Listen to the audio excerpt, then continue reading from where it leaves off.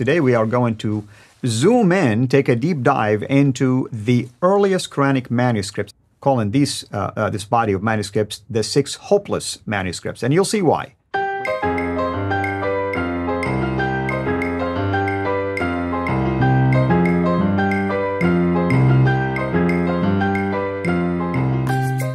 Greeting everyone. Welcome back to a continuation of this series. Today we are going to zoom in, take a deep dive into the earliest Quranic manuscripts, at least the Quranic manuscripts that have been attributed to Uthman, six of them to be exact. And while that might be the case, we are actually calling this body of manuscripts the six hopeless manuscripts, and you'll see why. With me here in studio to discuss all of this is Dr. Jay Smith. Dr. Jay, welcome back. Well, thank you. Why are we calling him hopeless? Because there's not much hope in them if they want to say that these are 7th century. Not one of them is 7th century. I know the Birmingham Folio, they'd like to save 7th. We're going to do a whole episode on the Birmingham Folio at another time. But let's just take a look at them and let's look at the ones that are the most important. Now remember, when you look at a comparative, when we talk about our manuscripts, we have the 4 metropolitan codices, but we have 8,500 Greek manuscripts. We have 10,000 Latin Vulgates. We have about another 9,000 in other languages. You add that up together, that's about 24,000 manuscripts that we can look at for the New Testament. They only really have 6 versus 24,000. Who do you think has the better manuscript evidence? We do. Absolutely, we do. Yeah. And they are much earlier than the manuscripts that we have for. So let's look at the first one here. This is known as the Topkapı. This is the one that's in Turkey. This is the most famous, probably the best one. I've got the facsimile of this in my office, and it is about 99% of the Quran, but it has 2,170 variants. That means words or phrases that are different in this manuscript from the Quran that we use today. This is the Hafs text that we use today, or the one that I like to use that's in English and Arabic here. So this is not the same manuscript, and what's more, the date for this, there's just been a new study out that actually puts this to the mid-8th century, about the time of the Abbasids, when the Abbasids were coming to power. So it's about 100 years after Muhammad. It is not the right century. The next one that I'm going to put up there is the Samarkand. That's in Uzbekistan. This is known as a very famous manuscript. It's using, if you look at it, it's a monumental text. Some people date it to 720, others date it to 790. So it's somewhere in the 8th century. I would date it probably the earlier date, but it's got the monumental type of standard, which is borrowed from the Christian texts, the Christian manuscripts. What's interesting is it only goes up to Surah 43. And amongst those 43 surahs, there's 114 surahs, 114 books in the Quran. Only up to Surah 43, that's about half the Quran that exists in that manuscript. Interestingly, even amongst those 43 surahs, there's only one that's complete, one surah that has complete verses, and 16 of them don't even exist of the 43. So you can see it's missing all kinds. The most damaging thing about this manuscript is that it's written by many different hands, and so it has an enormous amount of grammatical mistakes. Arabic grammatical mistakes. And Dr. Francois Doroche, who is the world's leading authority on it, he says that this is an embarrassment. Don't even use it. Altıkılıç and Ekmel Sanalü, the two Muslim scholars who have looked at this matter, they would have the same agreement. They're embarrassed by this because it is done so inaccurately by amateurs. Let's then look at the Ma'il. The Ma'il is the one that's in England. It's in London. It's at the Riblack Gallery there in the British Museum. Go and see it. It's lovely. It's a gorgeous looking manuscript. It also only has up to Surah 43. It's the best of the earliest In fact, it would be one of the earliest because it uses a much earlier script. If you look at it. The Ma'il script is the Hijazi script. The Hijazi script, right. The Ma'il script. So that's what they call from the Hijaz, from the central part of Arabia. The problem is that is not from the central part of Arabia. That's actually from a Nabatean Aramaic script. So it is much further north. It is from Jordan. What we know is Jordan today, about 600 miles further north. Right. But it has all kinds of manuscript variants, and it only includes about half the Quran. The other one that is interesting is the Petropolitanus, which is in the Bibliothèque Nationale in Paris. François de Roche is the one that controls this manuscript. It's about only 19% of the Quran. It has 93 variants, 93 manuscript variants within just that 19%. The Huzayni manuscript is the one that Muslims love the most because it's probably one of the most beautiful ones.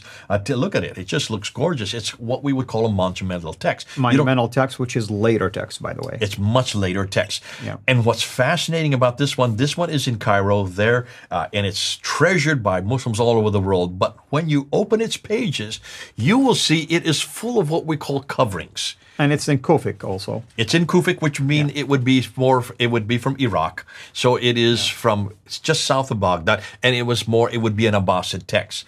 Yet it's full of covering after covering after covering. There is one page that has 8 different coverings. When you're covering something, that means you're censoring it.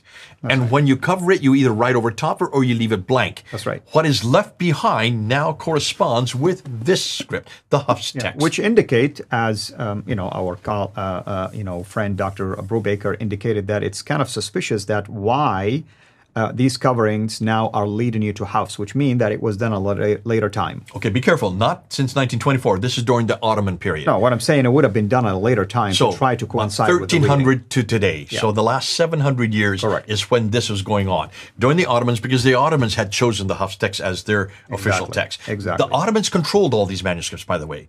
All of these came under their control.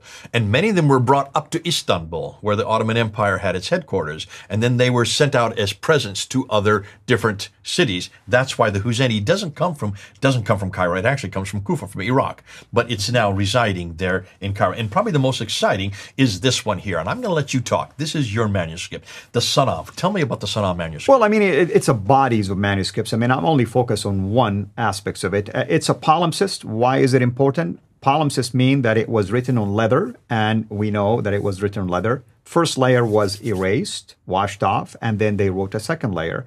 Now, when you use ultraviolet, basically lighting technology, which is available, they can see the original writing that was washed off, and they also obviously can see the new writing.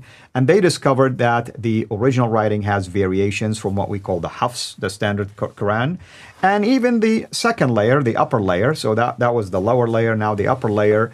Also, it does have variations, although the scholars will argue that the variations in the upper layer will match what we call the canonized reading. Now, the palimpsest is really a small part of it, and it's really about 70 verses. Am I correct? Almost, yeah. And within those 70 verses, how many differences are there between the lower text and the upper text? Do you know off the hand? 63 differences. There is a lot of differences. 63 differences. Very high percentage. Just 7 verses, which suggests to me this is really, if you look at the differences, Hatun and I did a whole series just looking at the difference between the upper and lower text on those 70 verses. And it completely changes the meaning of the verse. So obviously there is a censorship, there's a changing between the lower and the upper layer. The lower layer has been dated to around the late 7th century. The upper layer you would date to what?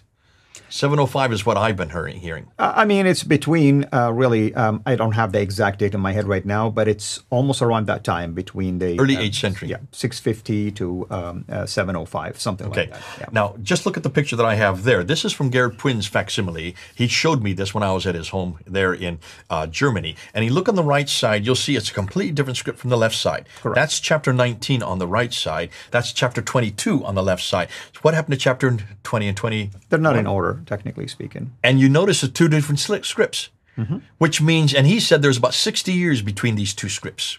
And different scribe, obviously. Different scribes, and take a look at all the orange marks. He says every time you see an orange mark, that is a manuscript variant from the Hafs that we have in our hand today. Correct. He said there's over 1,000 of these manuscript variants. And that's what he just showed me from his house. And I took a picture, so it's of his facsimile. That's not the original. This is from a film that he took when he was there in 1981. So you can see this is a really problematic. Probably the Sana is the most exciting because it's the oldest of all the manuscripts. Let's conclude. What do we know about these manuscripts? When you look at these 6 manuscripts, I'll look at the slide again. Notice what we have found. Number 1, None of them are from the 7th century. Parts of them, like the lower part of the palimpsest, may be from the 7th century. I would suggest the Birmingham Folio, which is only two pages of 33 verses. It is from the 7th century, I have no doubt, but it has nothing to do with Islam. It's all pre-Islamic, mostly Christian and Jewish material from writings from the, 1400 BC, also from the 2nd century AD, and from 500 AD. Right. These are just borrowings that have they've slapped into those 33 verses, which is what we're going to find out later is exactly what most of the Quran is made up of.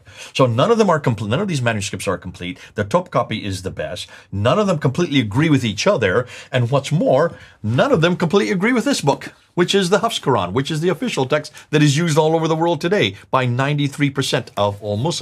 Use this text. Was first made official by the Ottomans in the Ottoman period, and then made official by King Fahd in 1985 as the official text for the whole world. Now that's hugely important. All of them have hundreds, if not even thousands, of subsequent manuscript variants, proving that none of these manuscripts are the original Quran. And as late as the 8th century, there were many different types of Qurans. That's true. If they were the original, then why were they being fixed and corrected? So where is the original? And with that, we end. Amen. Thank you so much as always. Thank you, everybody. Hoping that you've been enjoying this series. And we will continue, of course, to unpack all of that for you in the upcoming episodes. Until then, have a blessed day.